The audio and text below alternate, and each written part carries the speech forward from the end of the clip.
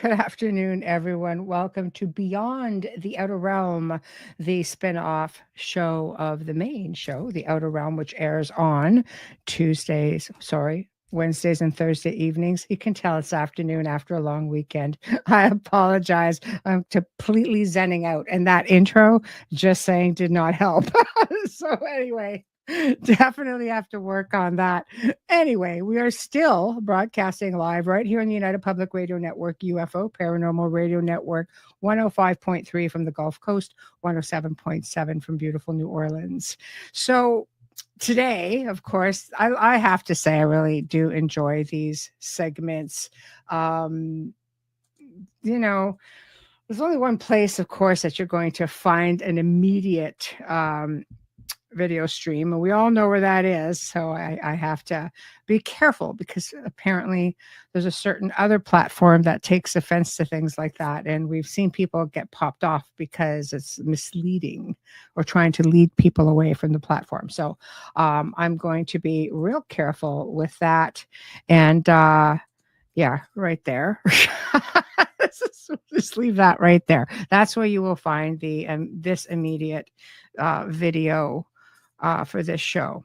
It will go across all of our regular archive sites. The network has over 200 of those. You're not going to miss anything there. But if you want something immediate because you've missed the show, right there on the screen. Okay. So this is going to be part 3. But honestly, like, this is probably something that will simply continue on because there's so much to talk about. And when I say forbidden knowledge, it really is forbidden knowledge, right? So it never changes. It keeps going on. And I think if we're going to hit on it and share it, you're going to get it all in spurts. And unfortunately, that's sort of what we're doing. But we have a great show lined up for you. And of course, my compadre, hello, Carolann, Ethereal Encounters Unveiled. Woohoo! We always have so much fun when we get together for this segment. And this is just going to be one of those segments. So I don't even know where you want to start. I mean, I've seen everything that's there. It's stuff that I have been seeing for years, some of it, and more of it now. So before I guess we touch into it, why do you think there's so much of it coming to the surface right now? Oh, that's such a great question. Yeah, right. And it's funny because I was interviewing someone yesterday and we were kind of talking about that. Why everything is coming to surface. Yeah. She thinks it has a lot to do with the Mandela effect and multiple timelines. Ooh, could be. Yeah. Really thinks. Plus, we're having an awakening. Yeah. Hi, everyone. We're having a global awakening. Right. And that's definitely part and parcel to it. But for some reason, these timelines just seem to be really navigating and crossing stronger than ever before. And especially with the Mandela effect, just freaky stuff. Like you can walk in your room and where you saw a light switch is now on the other side of the room. And you're like, I could have swore that light switch was on that. That's true. And that those little freaky things happen a lot. Yes, a lot of freaky stuff. So I think this is all coming out because it's definitely part of, the experience of us awakening. And I think we're remembering a lot of this stuff. And it's great. I love it. And this is an endless resource. It is. And do you think that's just why there's so many people, higher up people out there who want to try to censor all of this. Absolutely. I know Canada's just they're putting it in the forefront again. Censorship. They've been going after X. I think I remember reading something when the UK went after X, and I think Elon just took him to court. Some people you just can't mess with. I'm pretty much thinking that's one of them. Absolutely. Yeah. They're doing that in the UK too. Big time with Facebook. I don't appreciate that platform, just to put it nicely. I think it's the worst of the worst. And I heard that he hired 100 or 200 Mossad agents from Israel to be in control of censorship and watch our, what we're saying. And one day, real quick, I was talking to my sister on Messenger, which I can't stand, but she seems to prefer it. And she showed me a video about like a conspiracy theory thing. And I made a comment to her in the chat. And I said something like, wow, that girl is whacked. She's nuts. Something like that. Yeah. And I got a flag. From my own private chat saying that I shouldn't be calling people names and it's against their policies. Yeah, it's bad. So that was on their platform, though. That was on Messenger, Facebook's Messenger. There we go. So I will not use that anymore. I told my sister, I'm like, just text me because I'm not, it's bad. The censorship is, it's in the UK. It's all over. It's in Canada. It's here too, big time. In the States. So. Yeah. It is really brutal. And I think right now, I mean, you look at what they have implemented in the States, okay? Yeah. Or not the States, sorry, the UK. People are being jailed for some of the things that they're talking about. They're trying to implement that in Canada as well right now. Yeah, it's brutal. So, and you know what's weird too? My phone has been spying more than since they did this Gemini. I have an Android. I know you probably have an Apple, right? I think you have an Apple. Yeah. Well, since they implemented this GUI for Gemini for their AI, and ever since they did that, my phone is spying on me like nobody's business. It's just awful. It's popping up, asking me personal questions while I'm in the middle of conversations. God awful, Michelle. Well, here's a hint of things that I learned a while back. First off, I don't have 5G on my phone. I'm still on the LTE system. I checked that off. And I refuse to get a newer phone because I was like, no, I'd rather not, But if you go on to YouTube, there are a lot of people on that platform that put in the different phone hacks. So I know for iPhone, every time they come up with a download, there are a couple of people that I follow that'll say, follow these, because of the new download. And they tell you, okay, because sometimes these updates turn certain things on that you don't know about. So they'll come in and say, okay, you don't need this, turn it off. This will save battery power. This will save you space. This is tracking, remove it. And remember that some of the apps that you follow do track you. And Apple made sure that you are supposed to be well aware. They are supposed to tell you this app may track you or look at and track your information, or such as look at your contacts or things like that. It's crazy. So just bear in mind, there are people out there who post things like that. And every time the phone doesn't update, I go on to YouTube. I follow them. Yeah. I make a point. I'll find a couple that I follow, and they'll tell you right off the bat, okay, here we go. And sometimes I've pulled off 10 to 15 things sometimes. Oh my goodness. They'll say, shut this off. You don't need it. No. Shut this off. It's tracking, or it's just. I gotta do that. Right down to, when you're on websites looking, no, this is like they're fishing for information for just, or here, how sometimes you're talking, all of a sudden you're talking about a product and it keeps showing up. They'll say, shut this off on the internet. Talk about conspiracy theories. There are people claiming that you can think about a product and now they're showing it up on your timeline. That doesn't surprise me if you're looking at AI. See, to me, folks, Facebook is the biggest offender. And if I didn't use it for my other business and to tout these shows and things, I'd delete it because I also read that they are tracking you. So you could go visit your friend's house and your phone is connecting to their phone via Facebook and downloading all their contacts and everything at your friend's house. So it's a nightmare. Well, they're one of the biggest. I think they were put in place to be a collector of information. Yeah. They are the biggest collector of information. Do you know? A lot of people don't know this, but this was all over the place. All the platforms were blabbering this off when it happened. But apparently, and again, now you could probably go in there and when you're asking AI, they're going to tell you straight up what it is when you go on these platforms and ask AI, is this true? Or are they still programmed to avoid, certain things? But apparently he sold messages to Netflix.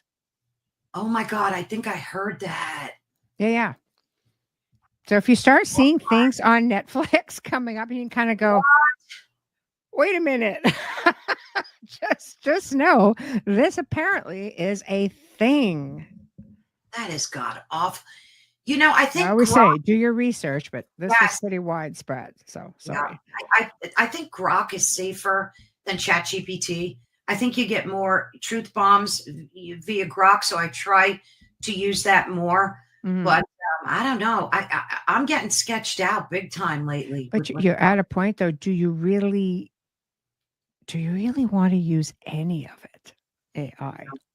It's so useful, though. I know. I've been seeing posts coming up, and people are out there saying, "Don't use AI. Just go do your research. Avoid it." So I don't know enough about all of that. And if I did, I would probably be very leery about what I said. But, I think, we're in an age where this stuff is very prevalent and it's coming forward, and we could very well end up in a lot of trouble in the future because of it. So how much do we want to, help this baby grow? That's a good way to put it. It's a definite love-hate relationship. Yes. It really is. I know. And so, it cuts your research time down to like nothing. So yes, I don't know. Yeah, it does. And I mean, it's got its pros and its cons, and, and it's better than having all of your stuff taken down. I think I remember reading something where Elon Musk spoke with Mark Zuckerberg and said, look, you're censoring all this stuff, who he claimed he had to because of the Biden administration. If that's even correct. Again, I just put it out there, guys. I always say, please do your own research. But and he basically said, why don't you just, put a chat AI? So instead of just saying, no, this is false, because there was something in the news about Snopes too a while back. It was husband and wife team, and they weren't accurate about some things, and people were disproving some of what they were saying because people can be bought. Right. AI can't be, but it can be programmed. So anyway, with that being said, he says, we have this platform, and this is the platform we use. So people, not to be misinformed, can go in and see for themselves and decide whether they want to, what they want to believe. And so that's why I think you see a little bit more of that showing up on the different platforms as well. And here in the States, we have Real ID because Z-Sun just said he doesn't use his bank account, his bank on his phone, which I do. And it's so, yeah. But, it's gotten to the point now where everything we do, we're afraid, because we have Real ID now here in the States. And hundreds of thousands of people are not getting it. And it's awful, because I don't know if you folks know about it, because you don't have that in Canada, probably not. Not yet. Not yet. But it's just a way to track and trace. That's all it is. So I'm not getting it. Sure. I have a passport. I don't. But anybody can be hacked if it's digital. It can be hacked. Nothing is foolproof to the right people. No. Yeah.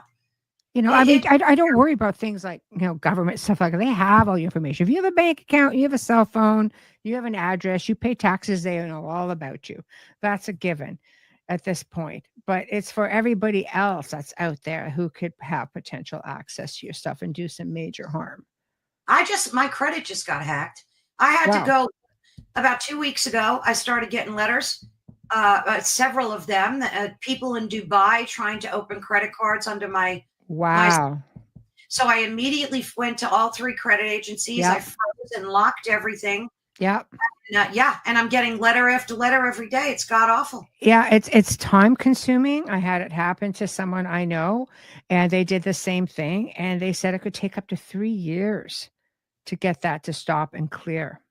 But at least by communicating with your credit agencies, at least they're the ones who can monitor it. Anything coming through, they'll flag it.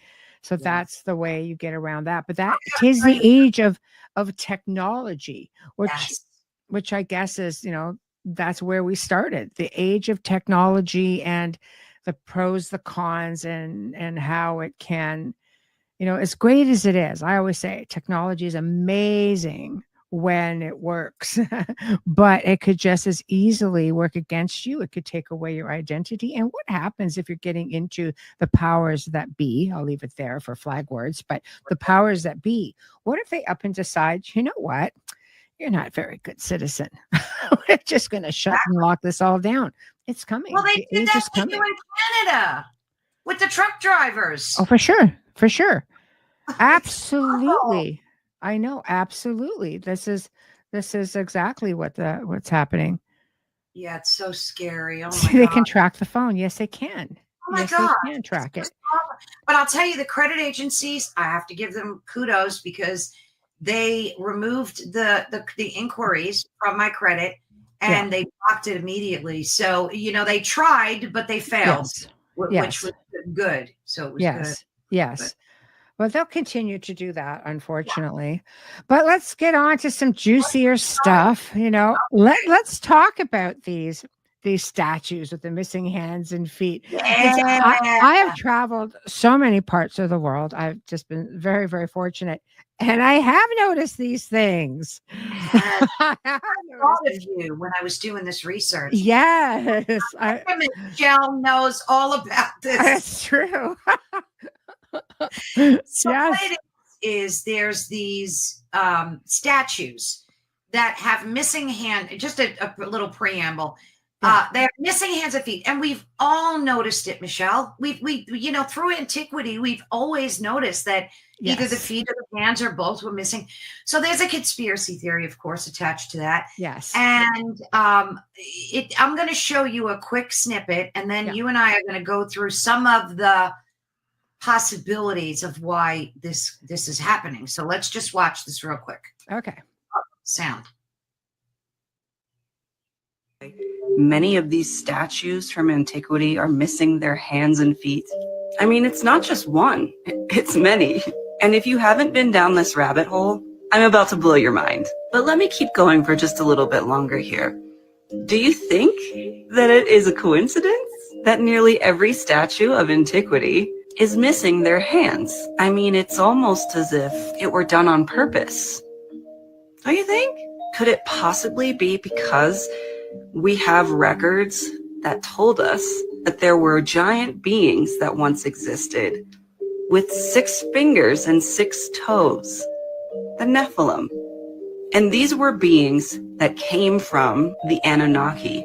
The Anunnaki were apparently the moon people in native traditions that had come down from the moon to try and help us recreate the world after the flood. Is this starting to sound a little familiar? Now, those people, if you want to call them people, ended up mating with the normal people, and they gave birth to the Nephilim. And the Nephilim were the ones who eventually were told to leave. Oh, look, they forgot this one. Now, I'm not claiming to be the one to have originated this research. If you go on the other app, YT, and check out a video from someone named My Lunch Break, he's going to blow your mind even further.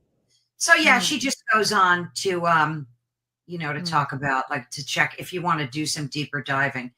But that's kind of crazy stuff. And the one statue had six fingers. It did. The Anunnaki ones do.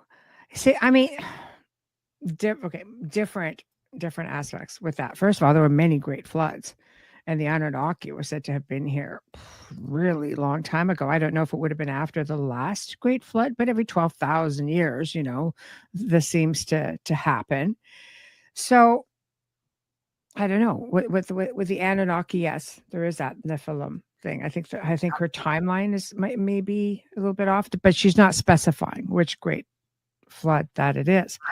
And then let's let's look at ancient civilizations on an average. I mean, if you look at, we'll use the Egyptians, for example. Usually when a pharaoh came in, he wiped out a lot of his predecessor. That was quite normal.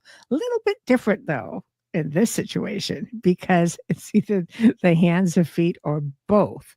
Despite what the whole connection is, it is sort of freaky, because we did have giants, and some of them did apparently have 6 digits, Right. in their hands and feet.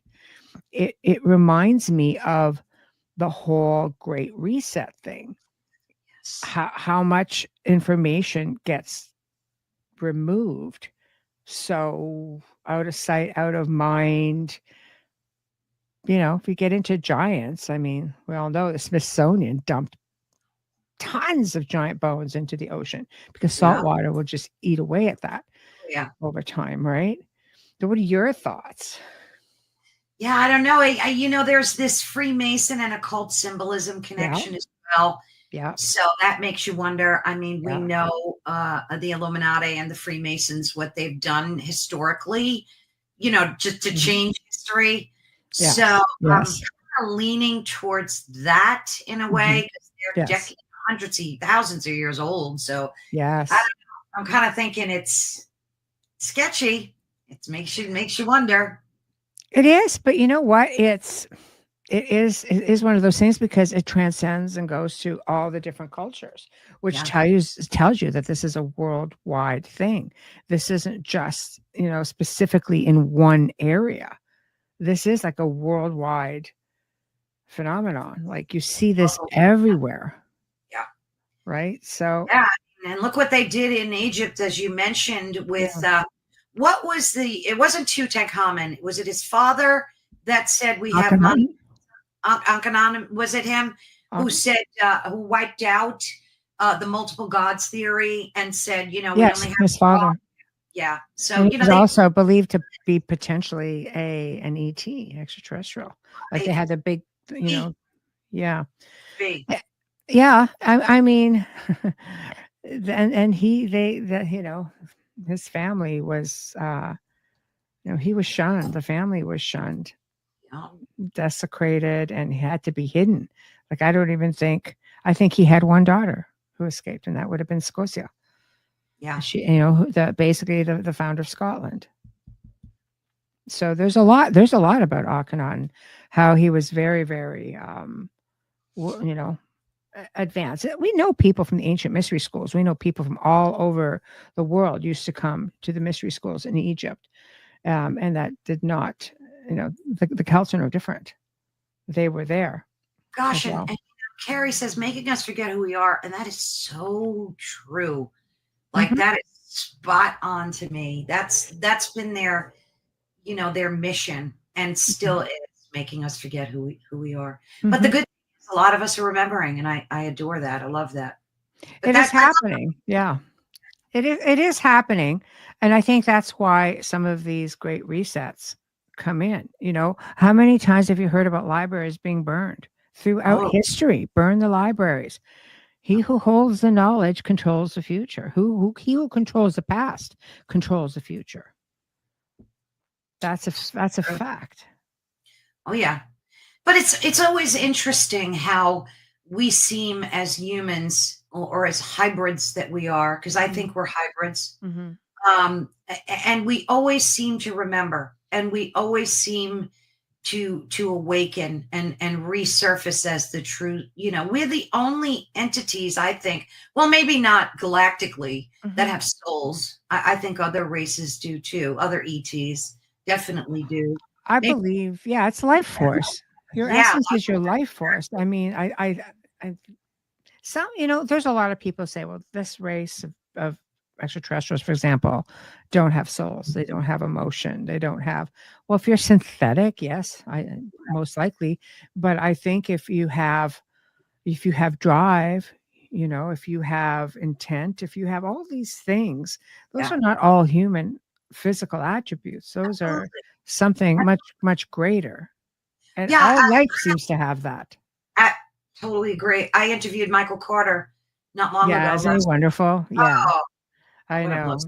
Oh, And he yes. was telling me about an ET that I don't know if it was Anunnaki. I forget what type of ET it was. I don't even think he knew. He said it was tall, blonde, of like 7 foot tall. He met in the A street. Palladian or a Nordic, something. Palladian. Yeah. And he said that they healed him and they zapped because he had blood clot in his leg so bad. Mm-hmm. And the doctors were giving him all this medication, nothing was working. Mm-hmm. And he met this Palladian and he said he felt this bolt of electricity go through his center. Mm-hmm. And he went home and he was healed. And the doctors were like, how did this happen? Mm-hmm. So these people have to have souls because they care enough. Yes. And Preston wrote a book on Exactly. So I think they. But think about it, Carolann. You can see auras. Yes. That's essence. That's energy. Absolutely. Does everything? You can look at a tree and see an aura. You can look at a plant, at a bee. You can see an aura. Yeah. I think every living thing, in one form or another, has an essence of sorts. It's your life force. It's your energy. Exactly. That's also what holds your memories. People think, oh, it's the physical. You lose all that. No, I don't believe that, because how many people come back, especially kids, with memories of past lives? How many, people go into past life regressions. You can just kind of tap into that energy, or the Akashic records. You can tap into that essence. That's essence. And it's encoded in our DNA. And I believe that's why they're after the DNA with the, what? I really do. I think that's why the DNA is targeted, because they know that if they mutate the DNA, they get to the core of our godliness. I really believe that. Well, they do, but they can manipulate the physical as to how you turn out, how you behave, how you do all of that, So, I just think that there've been without getting too deep into any medical stuff, but they have technology that can pretty much write you off, advance you, connect you to the system. They alter everything with just frequencies. We are frequency. We are vibrations, and we are frequency.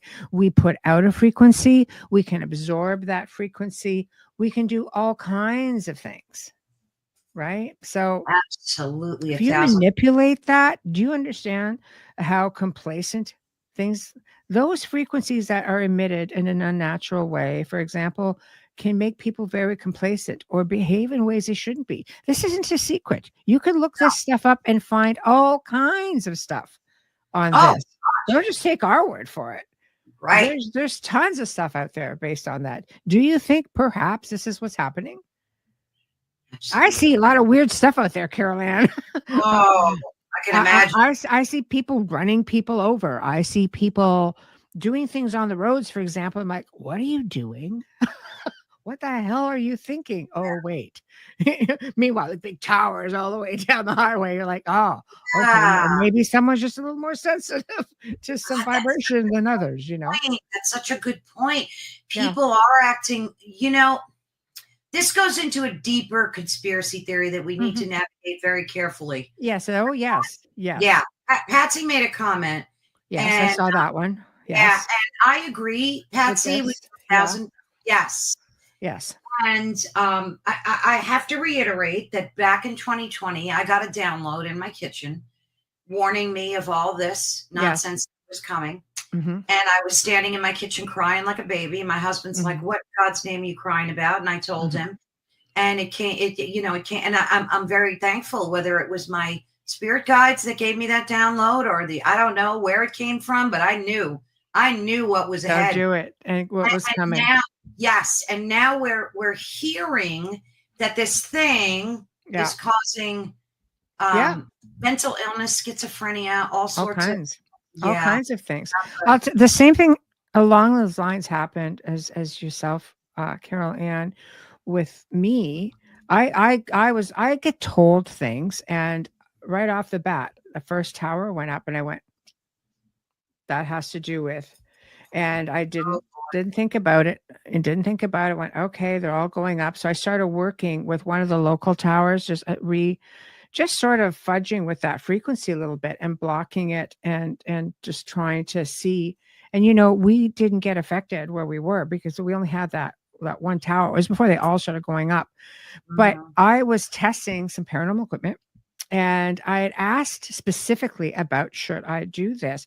And all of a sudden, all these multiple voices started coming out saying, no, don't. What? And one thing went bad, and another one's like, no, death. And it was crazy. So I was kind of like, okay, I'm sorry I asked, but I am and I'm not. But it was interesting that all of this information started coming out. So then fast forward a little bit, again, while these things were going up, and remember, they went up quick while the rest of the world wasn't allowed to move. These things started going up like wildfire. Okay. And there was a man in the US who started doing a little experiment. There were riots that started breaking out in some spaces, and you know what? I'll tell you something. He started mapping where these towers had gone up. Yeah. And riots were breaking out in certain places where the towers had just gone up. So I thought, that's interesting. So I don't know. As we talk about vibration, frequency, human behavior, things like that, maybe it's just something, again, I don't even think this is something that's being hidden anymore. I think you get to a point where things are so far moved along that it cannot necessarily easily be undone. So they just stop caring if you know it or not. Right. And that's pretty much it. And also in the news, it doesn't even matter if you've got this, because now they're just dropping it down from the sky, and they have been for quite some time. It's on your food. It's in your water. Exactly. It's everywhere. It's pervasive, and it's sad. It's sad. It is. Scary and god awful. Yeah, exactly. And that's the way it is. It's just sort of, I'm attentive to my surroundings.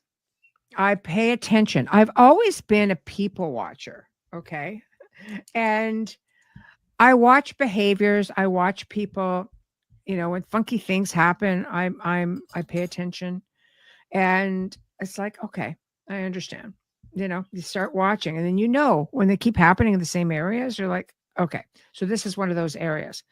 But if you find yourself feeling off and your energy's off, man, I'll tell you something. It could be something as simple as this. These little tuning forks. I have scads of freaking tuning forks, man. I love tuning forks. I have a gong. Put YouTube on, listen to some viral beats, but yeah. Oh yeah, nice. You get a headache. There are certain frequencies that you can work with this and just put it on your forehead. It works. It works. I've tried it. It works. What can I say? I'm an experiencer with this stuff. I'm still learning, but it's just different things like bells. I was just going to say bells. I listened to bells. Okay. That's a whole Tartarian thing with the bells, but you know what? I have them in every room. Every room has a bell. Some of them are big chimes. Didn't they bury them, the bells, to try to hide them? They buried them, and they made, apparently, they said, well, it's for the war effort. We need the metal, blah, blah, blah, blah, blah. It's like, of course. The war effort, you don't think much about it. But the problem is, I guess, from what I've read, and again, people do your own research, from what I've read in a few different places by different people, different information, there's some researchers that they get down that rabbit hole, and boy, they start digging. But, they started finding buried caches of very large bells of all sizes, bells that came from churches and cathedrals and buried. Why buried if you're supposed to use them? Exactly. Well, when I was a kid, my church always rang the bells. Yeah. Like I remember that as a neighborhood thing. Yeah, they still have them. I mean, it's not like all the churches don't have the bells, but throughout, throughout Europe, especially, because let's face it, the war was happening. I thought you could definitely do it, but they just started disappearing on large scales. I mean, Notre Dame had its bells. I mean, after it burned down, I think they actually did a procession with the bells coming forward to put them back up and so on. So I mean, but there is also articles out there where they're saying the bells are coming back, like they're putting them back up. Good. But there's got to be so much value just in the metal now. Like you almost, like you have to be so leery. Churches are being burned down all over Europe, so you have to be really careful with it. But the theory, and I say theory, is that the bells and the tones push away negative energy. So whether whether it's like a demonic energy and other ethereal energies, reptilian energy, especially, apparently, you can go ahead and ring these bells. And I can tell you, things feel tense for me working with different frequencies, and bells are no exception. And again, think of the intention. When you're ringing that thing, things don't feel right. It's the intention that I'm pushing you out.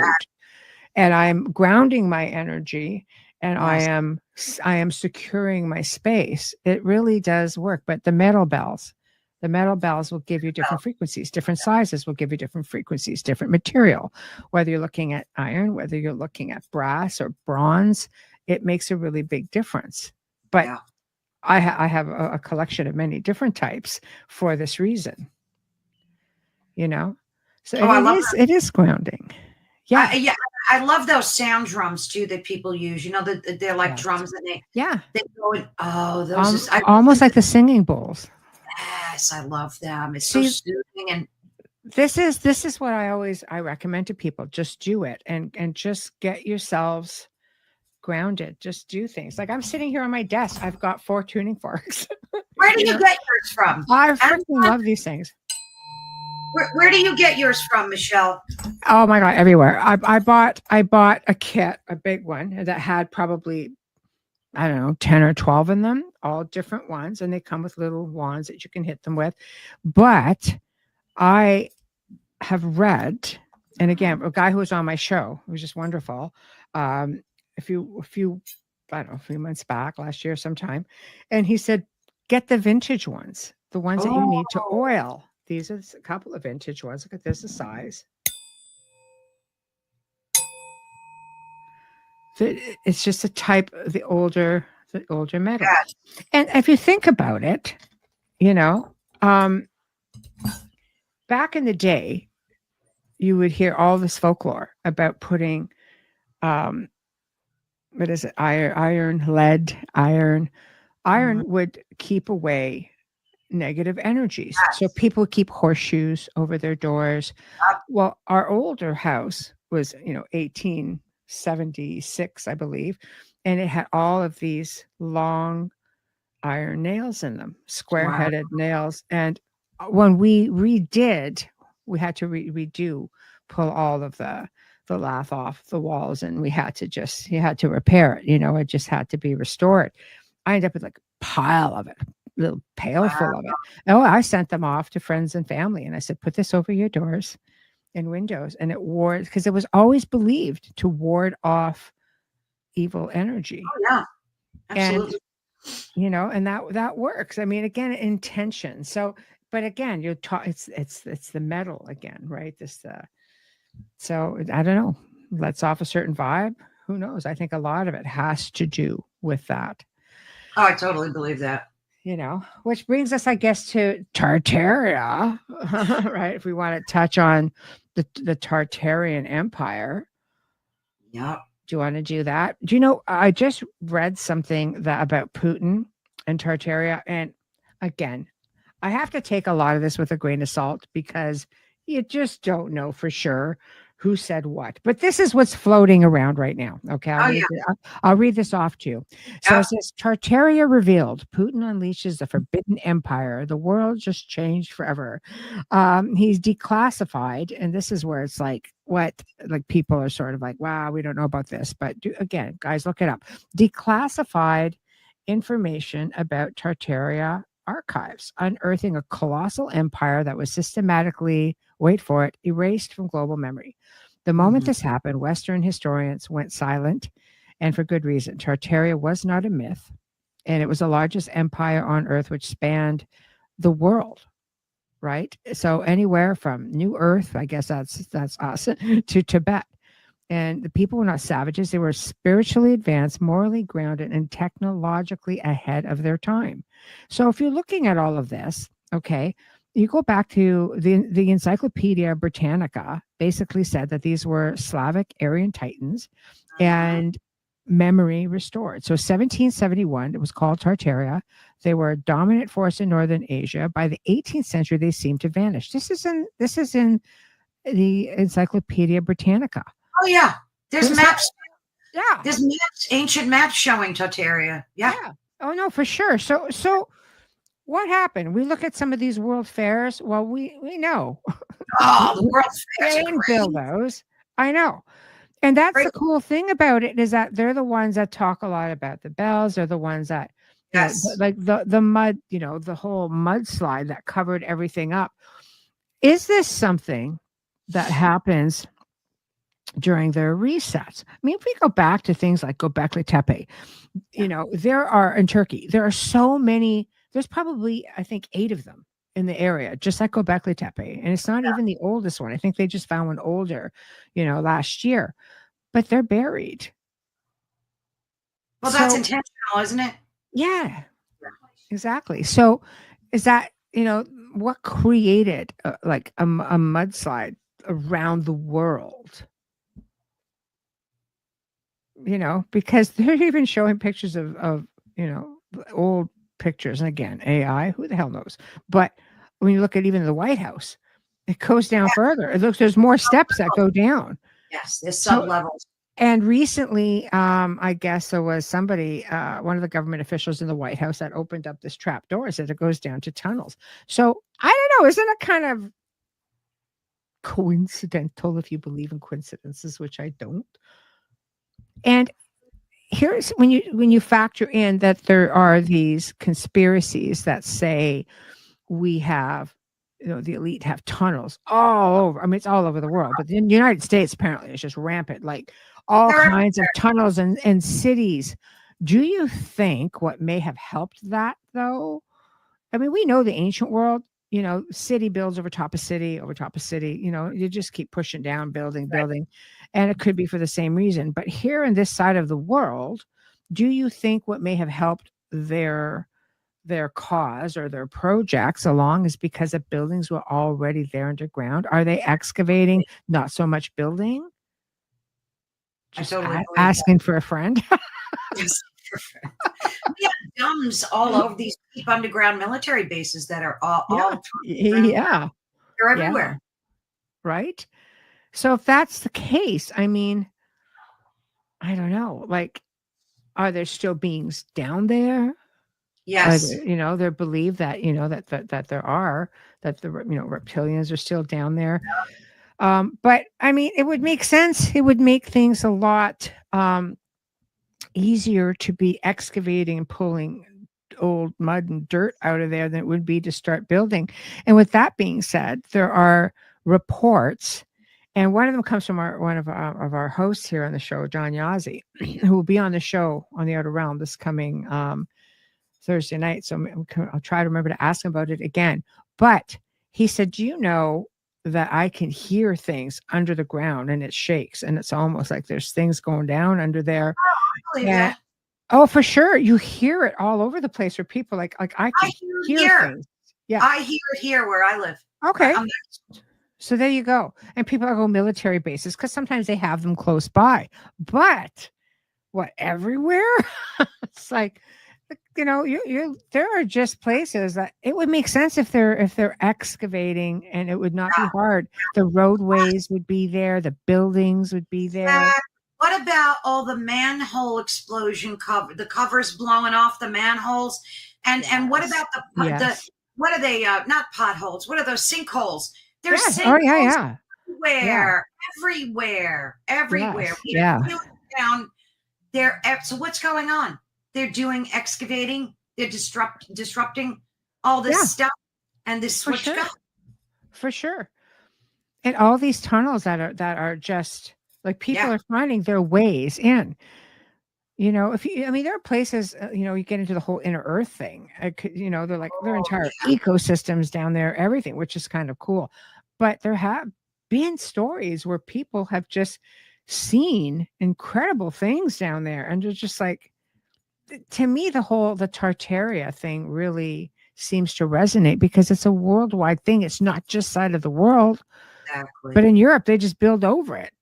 You know, there Yeah. are places that you can go to. I think one is in Scotland, and you can walk along a street level, and when you just bend down and look down, you could go down and see there's a whole other level with old storefronts and old streets, and people who have homes back there end up they excavate or they put an addition on, go down into their basement, open up a wall, and walk into a whole other world.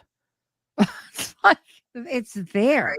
It's Yeah. definitely there. You know what I mean? So I don't know, man. It's just there's something more to it than we all, you know, than we all really.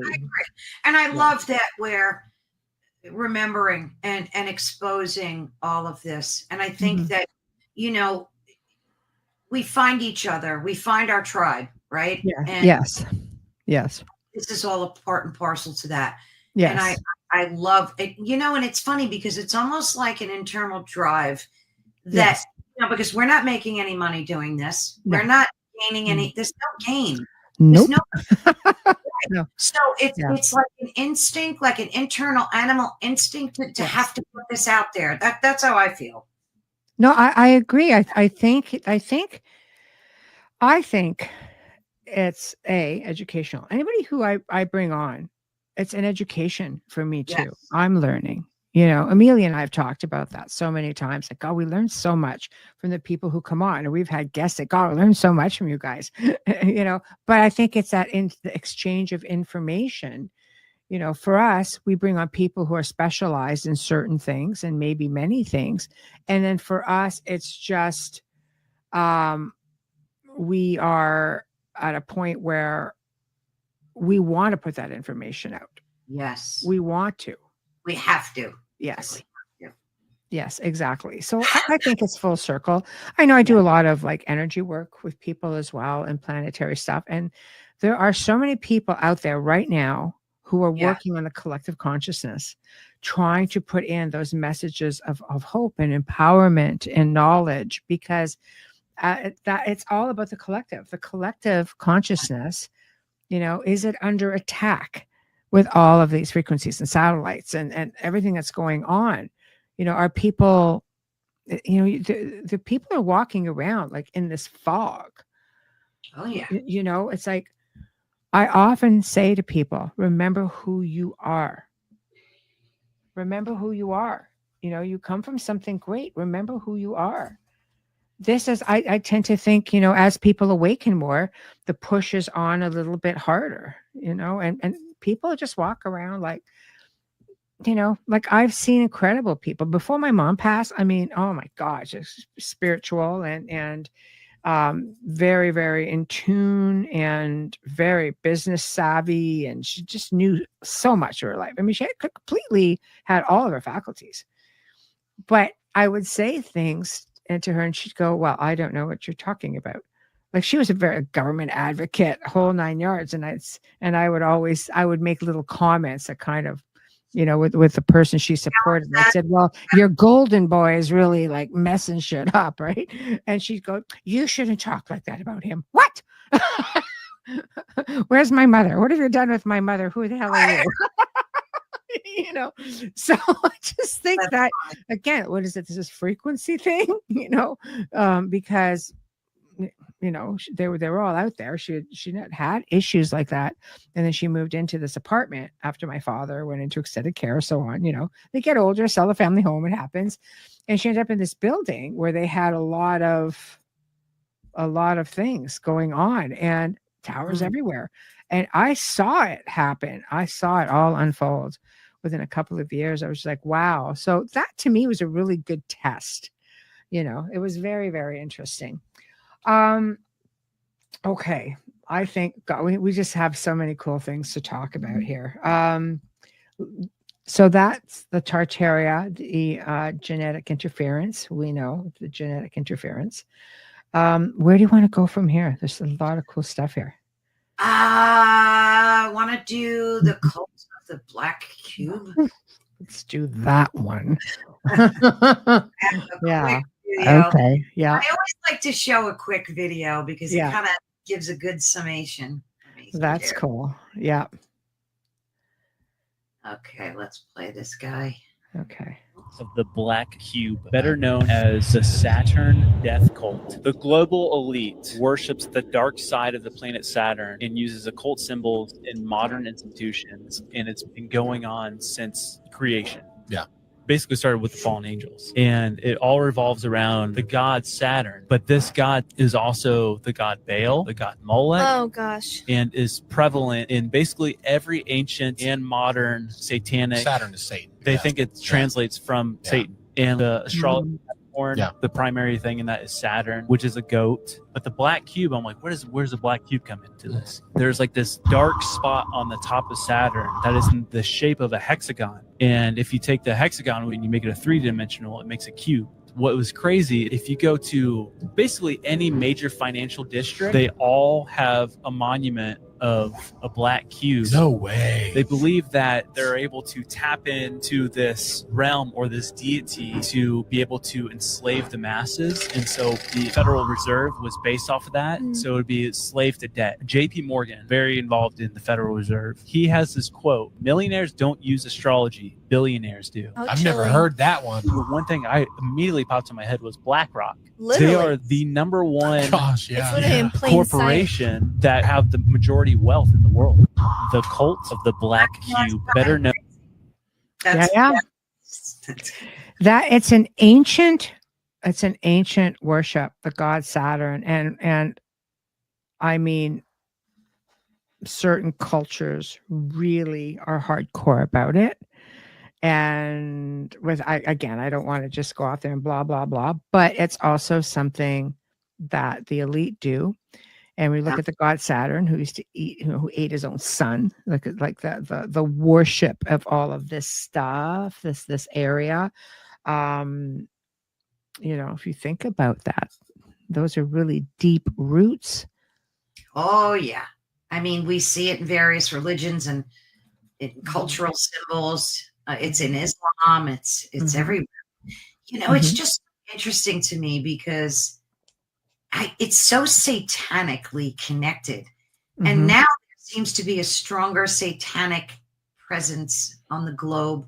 It's like a death rattle. They're trying desperately to cling to this satanic worship, this evil principle.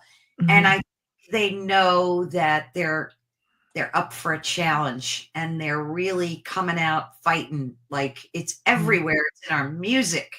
It's in movies. It's everywhere.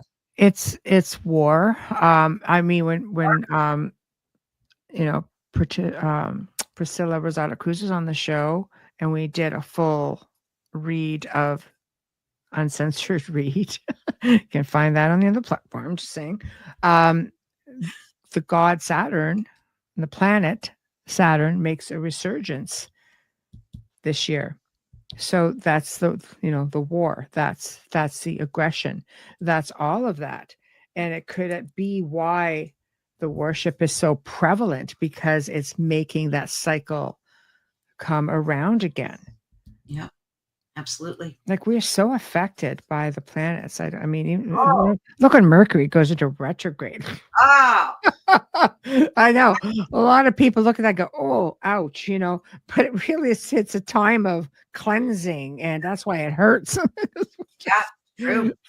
You feel it to your core when we have Mercury retrograde. Yeah, you do. Yeah. It's so interesting about this whole satanic culture that's just embedded in it's like you can't get away from it. And it's interesting because, like, my daughter will ask me, like, why do people want to worship Satan? Like, does he grant them everything that they want. And I'm like, no, it's not like one. It's not like one. Satan, Saturn, because he's not mentioned in Right. the Old Testament at all. It's not a name that's mentioned. Right. But people, you're right. Why do people gravitate towards it? I mean, I think that you're looking at, and that's exactly correct, control mechanism. A lot of the ancient, traditions, not so much religion per se, but I guess that's what you call it. I don't even think it was called religion back in the day, but it is all a way of keeping everybody in line. I read recently, I was reading about the Gospel of Thomas has surfaced, right? That thing that was dormant for like 1600 years. And with the Gospel of Thomas, which was fascinating, was it did not touch on anything like at all. It didn't touch on the same things that you read in the Bible or a lot of this traditional stuff. You don't see it at all. Apparently, he was just very much the word of Christ. And when you start breaking down the word of Christ, there were 114 or 116 sayings in there, and none of it is they didn't, first of all, they didn't put it in there because it didn't have the birth, Right. the crucifixion, the resurrection, the things that the current church mandates and puts it in there. That's why the Old Testament is a little bit different, than the New Testament. But the Gospel of Thomas, you see things when you start reading it, it's very clear. And there's quite a bit of Gnosticism in there, which was the original Christianity, by the way. But they were very, very much in tune. Like they studied the stars. They're an ancient culture too. All ancient cultures studied the stars. You traveled by the stars, or the sun. Like this isn't something that is new knowledge. And some people are starting to think that, he really did make it sound like you didn't need to be in a physical place, that you just needed to find him even walking in the forest, having like Christ being, like it's within you. Look here and you will see me. Look here and you will see me. Like there's just things that makes you wonder, was this just he is teaching spirituality and getting us to connect to him through our own abilities of spirituality. It wasn't so black and white. Right. And it's sad when you think about it. Like I grew up in a very strict Catholic environment, Catholic schools, the whole thing. And we were always warned about even having conversations about the planets or astrology. It was all woo-woo, you weren't allowed to speak of these things. And it's so sad when you think about it, because they're suppressing your true nature and who you are. Like I had an Irish grandmother who was born in Limerick, and she, thank the Lord for her, because she's the one that used to tell me all the Irish folk tales and keep me connected to the Banshee and the Coachaballa and all these things. Yeah. And it was great. Like she would talk to me about like underground cities and hidden, fairies. Yeah, they went underground when the Christians came into their area. Yeah. They brainwashed the people just to say, don't follow them, because they used to work with them. I have this up, guys. Did anybody hear this? A gargling sound about a minute ago. We'll have to check the replay. Oh, I didn't hear it. Ooh. Yeah. That's interesting. But no, I didn't hear it because we're talking, and but no. Did you time mark that? Does it have it? Oh, there it is. 58, 55 right now. So after 58, yeah. We'll have to listen. Yeah. So that's interesting. So start about 5 minutes before the top of the hour and try to check in there. Yeah. What were we talking about? Does he remember? I wonder what we were. Yeah, it is interesting. And here's, I wanted to point this out. The return of the divine Sophia. Oh boy, get into Sophia, get into the Gnosticism and creation. And I mean, I know people, I myself, have been able to communicate and tap in and to the Sophia energy, the goddess energy. Oh my gosh. Yes, and yes. Yes. I mean, I have Bart Sharp coming on next week for Beyond the Outer Realm. He's in the south of France now. He does the Mary Magdalene tours and talks a lot about the goddess Sophia and the Gnostics, all of that. It's just, he's also a host on the show. And you guys, I know, you guys could catch him on Wednesday afternoons, 3 p.m. And I know he's just wonderful. But I find that we are in a place that we have to be so becoming quantum conscious. I guess I should put that down there, but I'm okay. It's a tongue twister. I don't some days, but anyway, it's not all what we think. And until we start, yes, please. Thank you, Zizan. Until we start actually opening ourselves up to things that are really going on. Okay. I think we're going to miss a lot. Remember, when you see something really big in the news, on an average, there's something else going on. Absolutely. Always, right? Always False timeline flag. Everything. Yes. Look at all the timelines. Okay. What else is happening in the news with this?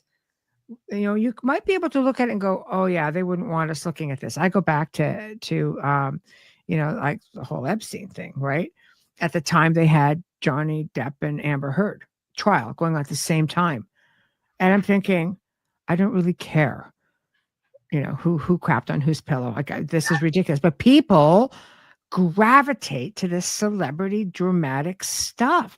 And in the meantime, you have something so very important going on that is getting minimal attention. Let's just say not, because some people do really pay attention to that. So I'm one of those people. I pay attention to what's really going on. And you start looking at it and going, this isn't getting as much attention or airplay as it should because of all of the rhetoric going on here. Distraction. Yes, circus is in town. 100%. It's 100%. So, you know, we have to yeah, exactly. That's right. So, you know, just be aware is all I'm saying. Be aware, because the things we're talking about here today, aware people are noticing it. Where do we go next? The black cube. Pay attention to that. Saturn worship. Well, I thought I would segue into backdrop people because I'm fascinated with the whole NPC backdrop people thing. Okay. I think I have a clip. Okay. Yeah. Let me see. Yeah, let's do it. Yeah, I'm absolutely. I don't know why I'm so fascinated with this, but I am. All right, let me get this on. It can't be true that some humans don't have souls, right? Right? Well, all right, guys, we're going out there into uncharted, strange territory. Dolores Cannon, everyone's favorite hypnotherapist grandma, discovered something really weird during some of her sessions. She used a process called QHHT, which is a form of hypnosis. She'd bring people into these trance-like states. They would describe many things: past lives, life between lives, life on other planets. But one concept I found to be kind of eerie, and this is the concept of backdrop people. These are people Dolores Cannon would describe as individuals who appear to be human, but do not possess the same spiritual essence or soul as other humans. According to Dolores, these individuals are a part of a background or set of our reality, designed to fill roles and facilitate experiences without participating in the same spiritual journey or evolution as souled humans. She theorized that these entities were manifested by a collective or universal consciousness to play certain roles or perform certain functions, facilitating experiences for souled humans. Essentially, they are a part of the stage upon which our lives play out. So these beings would essentially be like extras in a movie. They're there, but they're only there to make sure everything plays out well for the characters that are in the movie. What do you guys think of these backdrop people? Post in the I mean, I think that's so fascinating. It is. I think some people call them, I know Wayne calls them the men in gray, people who are just kind of in there, getting in your way, yes. Right? Trying to just cause you angst or divert people from their path, but all, you know, so, or work it out for other people. I think it's fascinating, but can you be? Exactly. And I've asked so many people, if you can be a soulless entity. And I think you can. I mean, that's just my gut feeling that there are some entities that are born that are NPCs, that are non-player characters, and that are here. And Chris Sinatra, who I have on often, calls us source players and them non-source players.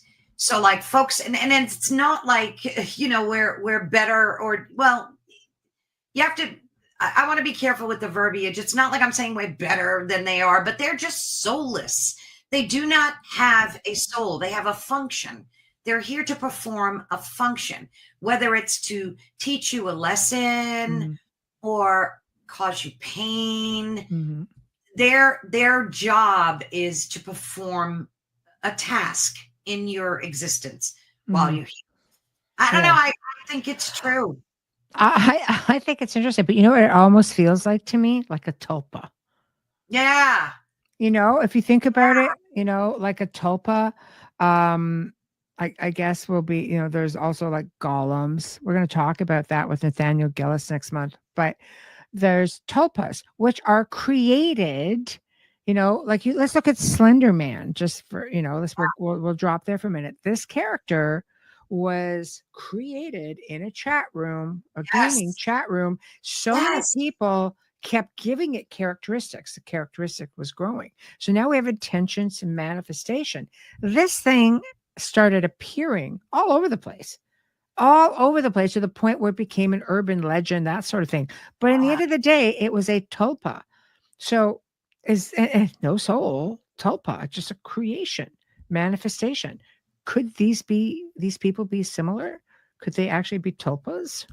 Created by whom? But can tulpas be good and evil? Are they both, or are they just? I would imagine. Like, I mean, if you're looking at the tulpa as the golem per se, you know, that's really big in Israel, or the Hebrew cultures and the Jewish cultures, and they're there to protect. They would be created, and they would stay with the same family forever. Like you would inherit them apparently, and they were there to protect you. This sort of thing. So now, Michelle, you can probably answer Heidi's question, because I know walk-ins are different, than backdrop. Yes. Well, walk-ins are different. I think with that, there are soul contracts. For example, I'll give you a few examples that I have found through either research or through having guests on, or, you know, but one is, let's say you're in a coma. You know, let's say you're a lot of people do astral projection. There have been people who have talked about doing astral projection and then coming back and trying to get into their bodies, and there's somebody else there. People in a coma, they come out because you don't just lay in your body or energy. You just move. The body sits there. It's a body that's not functioning at that time. So you are essentially, you know, there, and somebody steps in, and the person wakes up, has no clue who he's looking at. Now, could it be like a brain thing? The brain isn't functioning? Yes, absolutely. You're in a coma that long? Absolutely. You have to look at every plausible explanation. But some people come out, they test out, no problem. But the person that's in there does not recognize family members, does not have recollection of their life, but seems to have recollection of other things. Right. That have nothing to do with this life. It's just somebody trying to get back in, who maybe just be wandering. Then there are those who have soul contracts, you know, so you might be in a body. I use Wayne as an example, like, because he was 4 years old on his birthday party. He sat there, he throws up all over the place. And looks at his hands and goes, "Oh my God, I'm a child." What? You're 4. That's a pretty big thing. But there are soul contracts. So let's say you're sharing in the physical experience. One soul says, "I'm going to do this for a while." Another guy jumps in and says, "Well, I'll continue on, and I will move from that point." But you're still, I imagine, like, you are a different person, but you're just living this other person's existence, I guess. You know, I don't know. No, I mean, it's possession, isn't it? Or if it's part of the soul contract where the other soul steps back, Oh, you know, man. and one steps in to continue on. But there are some souls that just step in and jump in, and it is a form of possession. And I'll tell you something also. I had an elderly gentleman who I had helped quite a few years ago, and he said something interesting to me. He said, it's important when you're working and moving people on. He goes, energy workers need to get the soldiers home. I'm going, oh, okay, why is that? He goes, war is coming and it's not going to be the way you think. This was like 6 years ago. What? Before everything. 7 years ago? Oh, yeah, a long time ago. And I'm going, oh, it was before the world went the way it did. And he said, it's very important. He goes,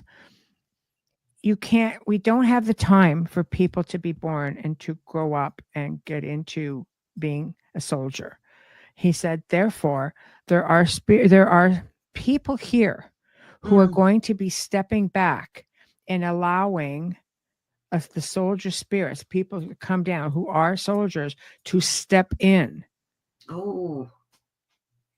So our soldiers are ready to go. He goes, if they're stuck, they may not be able to. And he goes, and they need to be prepared. I'll tell you, in energy work, I've seen it. We've seen it. The team has seen it. We see people prepping and waiting. It's crazy. Not all soldiers move on. Some of them move on, though. Oh, no, for sure. Some of them do. They'd be prepped and ready to go. But I can tell you, there's been so many battlefields. You die so suddenly. You don't always know what hit you.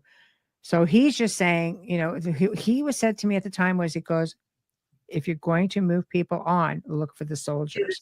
You come across one, you move it over. Go to the battlefields. Look in the battlefields. Move them on. They're not done. I'm going to There are some who already have this in their soul contract. Like it's already. Yeah. This summer I plan to go to Gettysburg, so I'm going to have to remember that. Yes. Yeah. If you're there, just. Yeah. You know, because you believe me, I mean, they're there. But, you know, doing energy work with another friend of mine, you know, we go in and we see things and he'll be just like, why am I seeing all this? Well, here's the story with that. And he's just like, oh my God, that's crazy. But it resonated with him. Wow. Yeah. Share the earth plane of my device. There we go. Yeah. Yeah, I won't put that one out loud, but yeah, that's 100%. That does not surprise me at all. You know, Zisa, would you even know if another soul stepped in? They better not make me late for work. Yeah, let them do all the hard stuff, Season. Just telling me you want the like relaxing shift. Yeah, exactly. You know, exactly. Oh yeah, okay, there we go. So you know. There is time, I think, for one more thing. What do you want to do? Yeah, let's do it. You could pick it, Michelle. Whatever floats. Oh, there's so many good ones. You know what? Let's do The Simpsons. I love The Simpsons because this one is floating around a lot right now. There must be a whole lot of things coming up. Yeah, let me share. Want me to share the little snippet? Yeah, do it for sure. No, we could save the rest for next time too, because there's a bunch we have that. Yeah, we'll do from the last one. We'll create a whole another awesome one. Yeah. All right, get this going. Sure. They remember the past.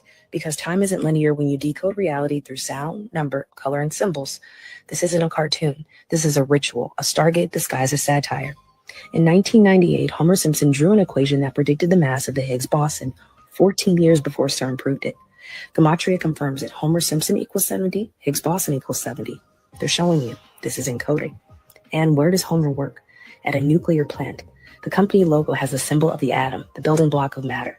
But here's the deeper decode. Homer is a tomb, the Egyptian creator god who formed himself from the primordial waters. A tomb didn't need parents. He emerged from chaos just like Homer, stumbling through radiation, chaos, and explosions. And a tomb's tall white crown, it mirrors a bowling pin, the exact object Homer worships in his pastime. Then there's Marge, not just a wife, but a divine feminine symbol. Her tall blue hair forms a sacred crown. Her 7 pearls are the chakras. She's always holding the family together, the emotional frequency of the home. And in 2023, a 3,500-year-old Egyptian sarcophagus was found, depicting a woman who looks exactly like Marge Simpson, down to the hair. Was this a prophecy or did the Simpsons already know? Because Marge is not a coincidence. She's Isis, Hathor, the cosmic mother, the divine feminine hiding in plain sight. Frank Ocean knew the loop.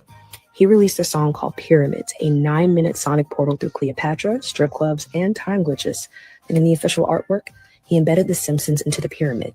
He wasn't hiding the truth, he was showing you. The Simpsons are the pyramids, cartoon frequencies, ancient memory, and media ritual.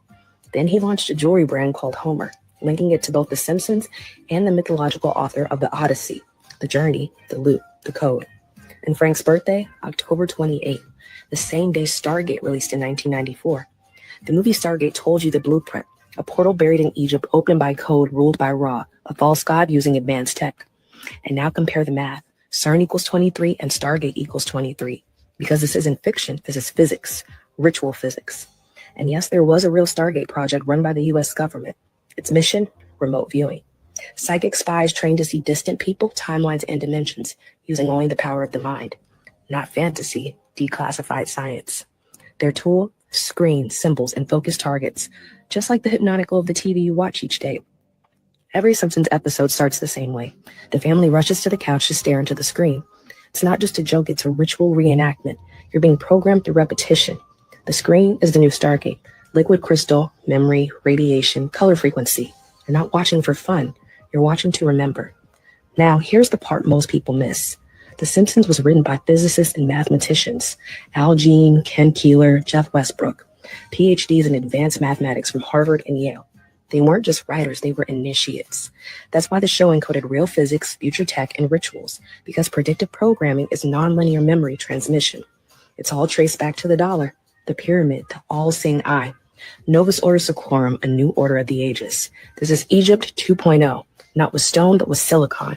The old bloodlines rebranded with entertainment and electricity. In 2025, it becomes official. The U.S. launches the Stargate AI program, a $500 billion initiative to dominate timelines, memory, and consciousness. The old Stargate was stone. This one is built from code, because if you can shape consciousness, you control the simulation. Now back one more time. Why does Homer love bowling? Why is his team called the Pin Pals? Because the bowling pin is the crown of a tomb. He's playing the gods, bowling down realities with physics, laughter, and entropy. This is sacred geometry in comedy form. Even the word conehead references the ancient elongated skulls of priest kings and star beings, the divine memory we've forgotten, but the Simpsons kept alive. Here are some final quotes. The Simpsons equals Egypt in the Latin cipher 572. This is because Springfield is a mimic of ancient Kemet. It's the playground of gods, radiation, rebirth, and resurrection. You weren't just watching a cartoon. You were watching a ritual, a non-linear Stargate coded with color, chaos, comedy, and memory. Homer is a tomb, Marge is Isis. The screen is your solar disk. Frank Ocean revealed the loop, and the gods are bolden for timelines. You are the Stargate. Decode it, and you awaken. The Simpsons didn't... Crazy. She's good. She's good. Yeah. She did some... Yeah. I haven't heard it that deep before, but it is fascinating stuff.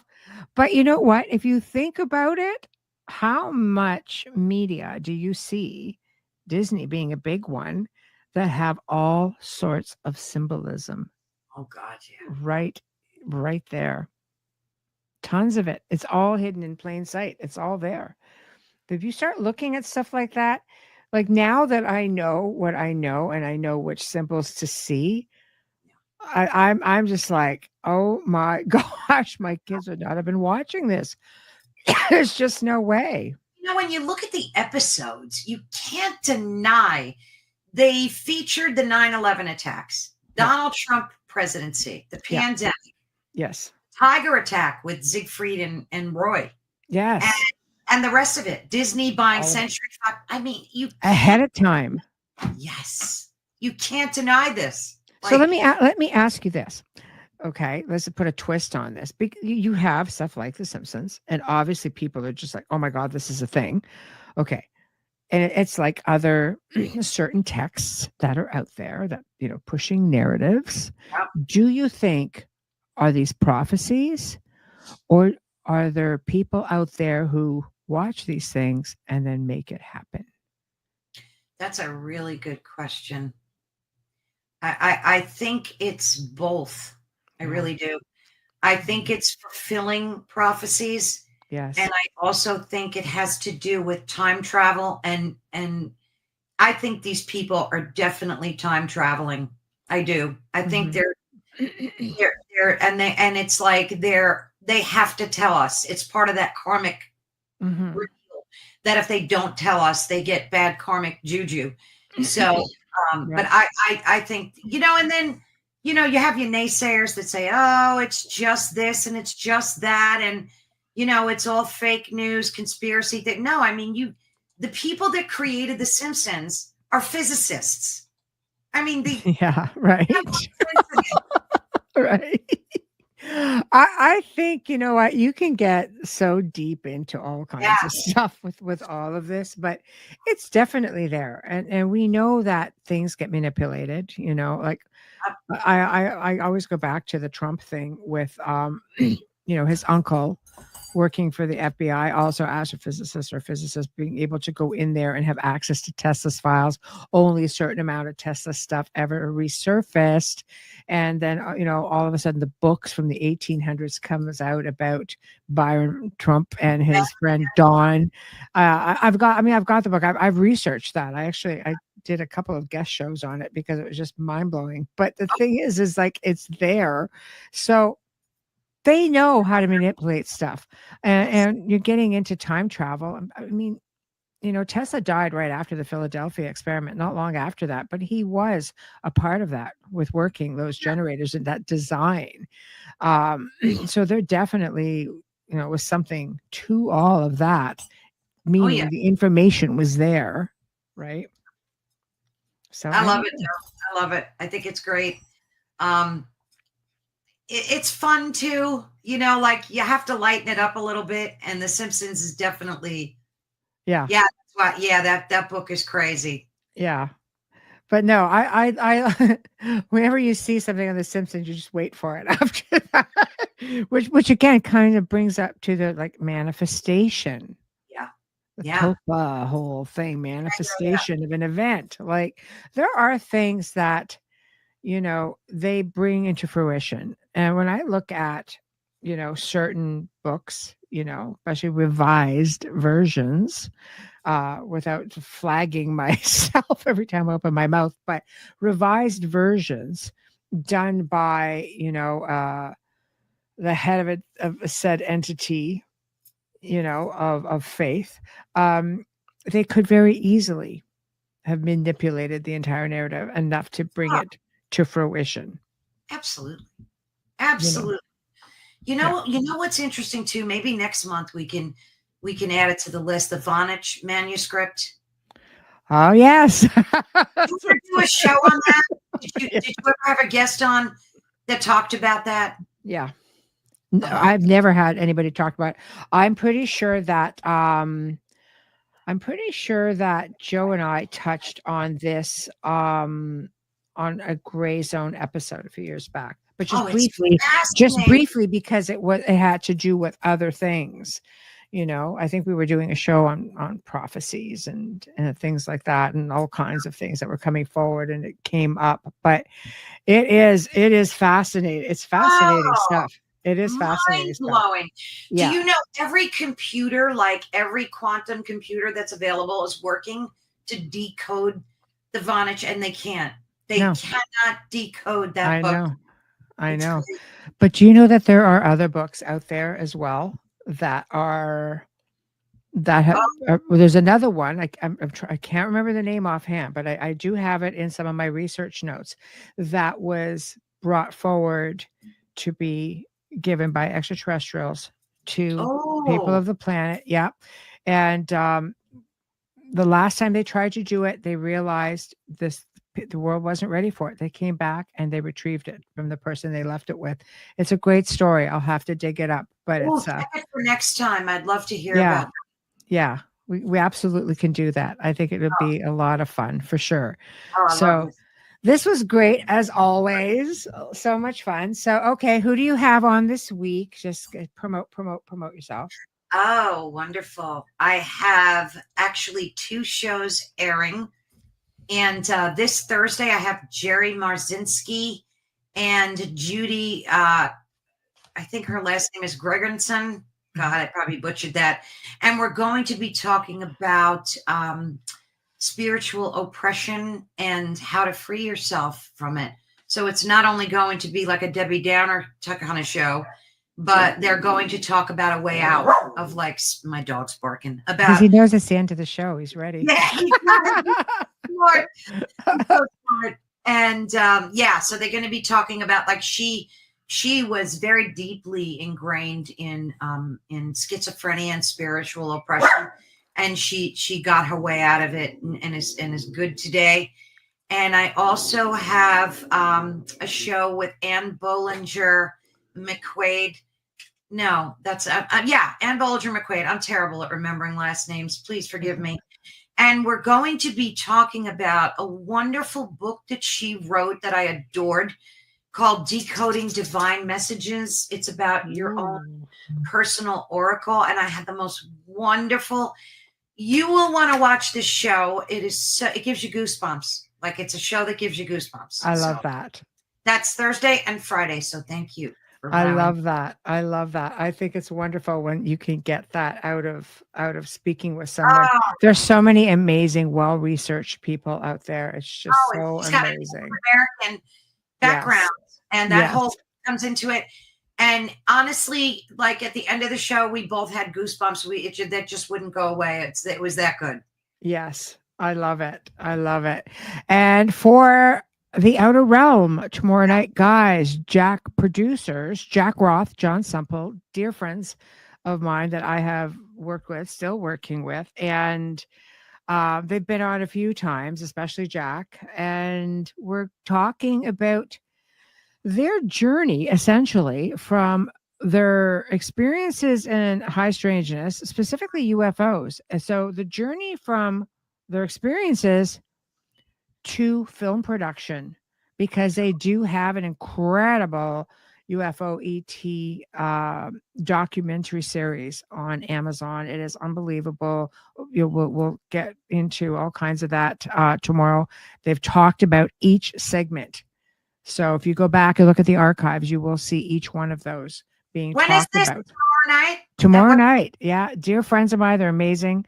Thursday, we bring back Don Yazzie, who is now a new host here on the United Public Radio Don't Whistle at Night podcast. He is essentially talking about, this is a part 2, because there was so much information. Part 1, we ran out of time, but it's literally delving or digging deeper into the mysteries of the Navajo Nation, Navajos. All his podcast just has so many other indigenous people coming on. He's had people from the Apaches, he's got someone coming on this week from the Blackfeet tribe. Like, the similarities, the belief systems, I mean, things that range from not just skinwalkers. Go back and see the last segment. It's mind-blowing.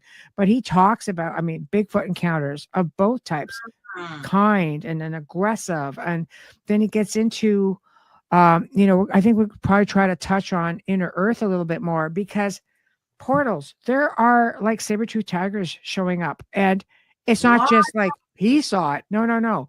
These are different, not just the Navajos. There are people, indigenous people all over the place that are witnessing these things. They are just resurging, coming through, pterodactyls, like Thunderbird, there's so many things. A centaur, goat man. Like, oh, wow. I heard dragons were back too, which I absolutely love. Yeah, a lot of RVs see them. So they're back, right? So dimensional stuff. So we ran out of time, and he just started putting off all these things to me. I'm like, stop it. We're just going to have to do another show. This is crazy stuff. So great lineup coming up next week on Beyond the Outer Realm. My dear friend, Bart Sharp, who's currently in France, and he does, for years has been doing the Mary Magdalene tours, taking to sacred power spots, the Road of the Essenes and the Cathars, and just incredible stuff. And just a wonderful, wonderful, he's what I call a good human. Just really good humans. Like, he's just amazing. So Becoming Quantum Conscious is his show. Check him out tomorrow at 3 p.m. Eastern. I should know this. network, Michelle, or no? He's not on the network. Yes, becoming quantum conscious, 3 p.m. tomorrow on Wednesdays. Yeah. Let me write So that down. everybody have a terrific afternoon, terrific evening. And for those of you on the other side of the world, definitely, I hope you're having a terrific evening. And thank you if you've been tuning in, AKA Mark. I see ya. So thank you. And I'll see you tomorrow night on the Outer Realm. And check out Carolann as well. We're going to have great shows between all of us here on the network. Thank you, Michelle. Love you dearly. I love you too. Bye-bye, everybody. Bye, everyone. Thank